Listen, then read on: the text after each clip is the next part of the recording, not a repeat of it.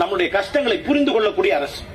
அமைச்சர்கள் மேல உட்கார வச்சுட்டு இதில் ஆளுங்கட்சிக்காக நான் சொல்ல வரல. நான் ஒரு புக் ஒன்னு 2 அமைச்சர்களுக்கு கொடுத்திருக்கேன். கடந்த 1.5-2 ஆண்டுகள்ல 42 அரசு உத்தரவுகளை இந்த அரசு கொண்டு வந்திருக்கு. 42 கவர்மெண்ட் ஆர்டர். அதாவது ஏதோ வாய் வார்த்தையா நான் சொல்லிட்டு போயிட்டா என்னங்க 42 அரசு, எஸ் 42 அரசு உத்தரவுகள். அத ஸ்டாலின் ஐயா அவர்களுடைய ஆட்சி அமைஞ்சதுக்கு அப்புறம் இத்தனை அரசு உத்தரவுகள் வந்திருக்குங்கிறத நம்ம ஏதோ சொல்லிட்டு போயிடக்கூடாது. புக்கா போட்டு உங்க கையில கொடுத்துருக்கோம். யாராவது நீங்க பேசினாங்க, ஏன்னா என்ன நடக்குதுங்கிறது நமக்கு வெளியில தெரியல. இத்தனை அரசு உத்தரவுகள். ஒரு ஆவின் பாலகம் வச்சோம் அப்படின்னா கூட அதுக்கு நம்ம என்ன கட்ட வேண்டாம், இது கட்ட வேண்டாம். உள்ளாட்சி அமைப்புகள்ல இன்ஃபேக்ட் நான் மேயர் மேடம் சொல்ல விரும்புறேன், உள்ளாட்சி அமைப்புகள்ல இதுலயும் நீங்க கொண்டு வந்தா ரொம்ப சந்தோஷப்படுவோம். ஏன்னா உள்ளாட்சி துறையில வந்து எந்த கட்டடம் கட்டினாலும் மாற்றுத்திறனாளிகளுக்கு ஒரு 5 கடை கொடுக்க சொல்லி தலைவர் ஸ்டாலின் அவர்கள் உத்தரவு போட்டிருக்காங்க. அதை நான் ரெக்கமெண்ட் பண்ணி ஒரு அது ரொம்ப முக்கியம் நினைக்கிறேன். கார்பரேஷன்ல வந்து அதை நீங்க கொஞ்சம் அதுவும் நீங்களும் அதை எடுத்துக்கிட்டா ரொம்ப மகிழ்ச்சியா இருக்கும். ஏன்னா ஒருத்தருக்கு நான் அனுப்புனேன், அந்த அரசு உத்தரவு எங்களுக்கு பொருந்தாதுன்னு சொல்லி அனுப்பிச்சிட்டாங்க. அதனால எனக்கு காரணம் என்ன கேட்டீங்கன்னா, the more we engage. நான் சேகர் பாபு சார் அவர்கள் நான் பெங்களூர்ல போயிருந்தேன் சார். உங்க ஞாபகம் எனக்கு அங்க வந்துச்சு. ஏன்னா அங்க அஸ்வினி குமார் அப்படின்னு ஒரு லேடி, அவங்க பேர் வந்து அவங்க வந்து ஸ்பெஷல் ரெப்போர்ட்டியர், ஐநாவுக்கான சிறப்பு ஸ்பெஷல் ரெப்போர்ட்டியரா இருக்காங்க. Special rapporteur against racism. அப்பதான் எனக்கு உங்க ஞாபகம் ஏன் வந்துச்சுன்னா, உங்களுக்கு ஞாபகம் இருக்கும், நீங்க 2019ல ஒரு சட்டமன்றத்துல இந்த மாற்றுத்திறனாளிகளுக்காக ஒரு சட்டம் வந்திருக்கு. அந்த சட்டம் வந்து நம்ம தேர்தலில் நிக்க கூடாது, மாற்றுத்திறனாளிகள் தேர்தலில் நிக்க கூடாதுன்னு தடை பண்ணக்கூடிய ஒரு அரசு உத்தரவாக இருந்துச்சு. அதை எடுக்கணும்னு சொல்லி நீங்க பேசுனீங்க. அப்புறம் அது சம்பந்தமா சக்சஸ்ஃபுல்லா இந்த ஆட்சியில் அதை எடுத்துட்டோம். இந்த ஆட்சியில் அதை எடுத்திருக்கோம். என்னன்னா கோஆபரேட்டிவ் சட்டம். இந்த சட்டத்துல பிளைன் லாங்குவேஜ்ல படிக்காதவங்க, அதாவது பார்வையற்றவர்கள் சாதாரண மொழியில, இப்ப இந்த உதாரணத்துக்கு பாத்தீங்களா இந்த எழுத்து மொழி, இந்த மொழியில எழுத்துல படிக்க தெரியலன்னா அவங்களால தேர்தலில் நிக்க முடியாது அப்படின்னு ஒரு அரசு உத்தரவு இருந்தது. அதை தலைவர் ஸ்டாலின் அவர்கள் சட்டமன்றத்தில் வச்சு அதை அந்த செக்ஷனையே எடுத்துட்டாங்க.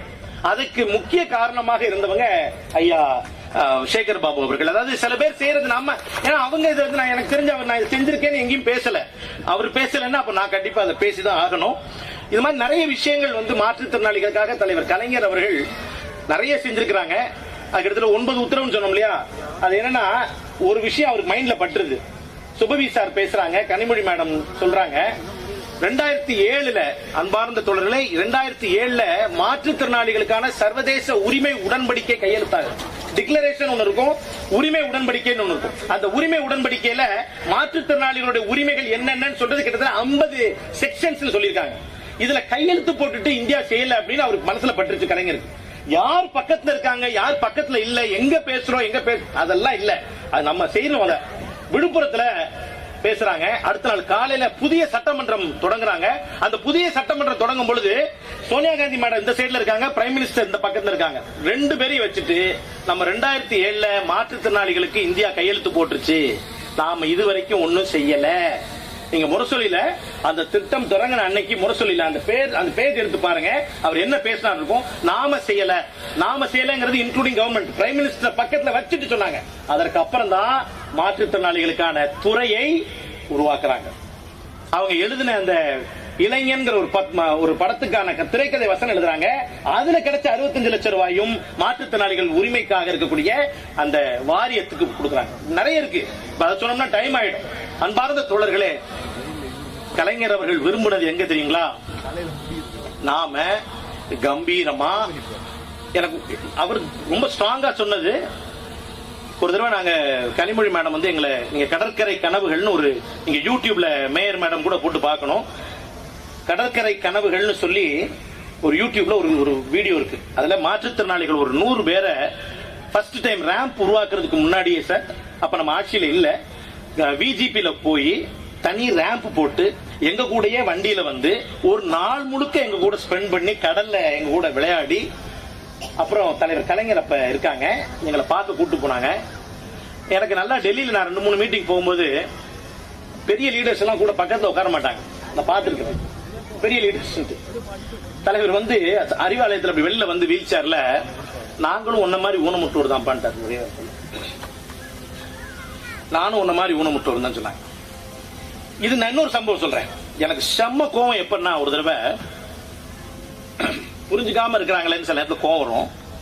தலைவர் வந்து வீல் சேர்ல சட்டமன்றத்துக்குள்ள வர முடியலன்னா அது டிசபிலிட்டி ரைட்ஸ் வயலேஷன். நான் சொல்றது புரியுங்களா? மாற்றுத்திறனாளி ஒருத்தரால ஒரு கட்டடத்துக்குள்ள போக முடியல, ரேம்ப் இல்லைன்னா அது மாற்றுத்திறனாளிகள் உரிமைக்கு அகைன்ஸ்ட்.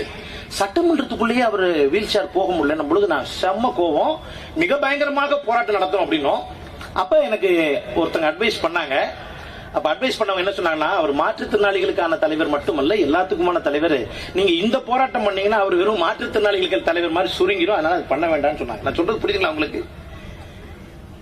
அதான் அண்டர்ஸ்டாண்டிங். ஆனா அவங்க அப்படி சொன்னாங்க. தலைவர் எங்கள்கிட்ட என்ன சொன்னார், அந்த வீடியோ இன்னும் இருக்கு, I can even show you. தலைவர் சொன்னாங்க, நானும் உன்னை மாதிரி ஊனமுட்டோம். இந்த வார்த்தையை தலைவர்கள்ட்ட நேரடியா மாற்றுத்திறன். நான் ஒரு செகண்ட் உண்மையிலேயே ஒரு tall leader is tall leader. A leader leads by example. ஒரு தலைவர் யாருன்னா அந்த ஒரு உதாரண புருஷராக இருப்பவர்கள் தான். வலியும் தெரியணும், வழியும் தெரியணும், வலியும் தெரியணும், வழியும் தெரியணும். ராஜீவ் ராஜன் மாற்றுத்திறனாளிகள் உரிமை சட்டத்தை உருவாக்கின பையன் இங்க சென்னையில தான் இருக்கிறாப்ல. அவரு செரிப்ரல் பால்சி, பேச முடியாது. தலைவர்கிட்ட போன உடனே அவன் நிறைய கோரிக்கை வச்சிருக்கான். தலைவருக்கு டக்குன்னு ஒண்ணு, இந்த வியாதிக்கு உலகத்துல எந்த டாக்டரை பார்த்தா சரியாகும், இதை மட்டும் சொல்லி எனக்கு அப்படின்றார். எபிலிட்டி ஃபவுண்டேஷன் உடைய மேடம் பக்கத்துல இருக்காங்க. இந்த வியாதி சரியாகணும்னா உனக்கு எந்த டாக்டர் பார்க்கணும், எந்த உலகத்துல எங்க இருக்காப்ல நான் கூட்டி அனுப்பி வைக்கிறேன். இதுதான் ஃபர்ஸ்ட். அது கருணையும் கன்சர்னும் மிக முக்கியம். சுயமரியாதை என்பது அதை விட மிக முக்கியம். இன்னைக்கு கூட, நேத்து கூட நான் மிக கடுமையான கண்டனத்தை ட்விட்டர்ல போட்டிருந்தேன். என்னன்னா பிஜேபி சின்னத்துக்கு வந்து 2 கிரச்சஸ் கொடுத்திருந்தாங்க. then I said no, அது தப்பு. பிஜேபி வந்து பலவீனமானதுல எனக்கு ரொம்ப மிக பயங்கரமான மகிழ்ச்சி, ரொம்ப சந்தோஷமான விஷயம். நமக்கு 40 கிடைச்சிருக்கு.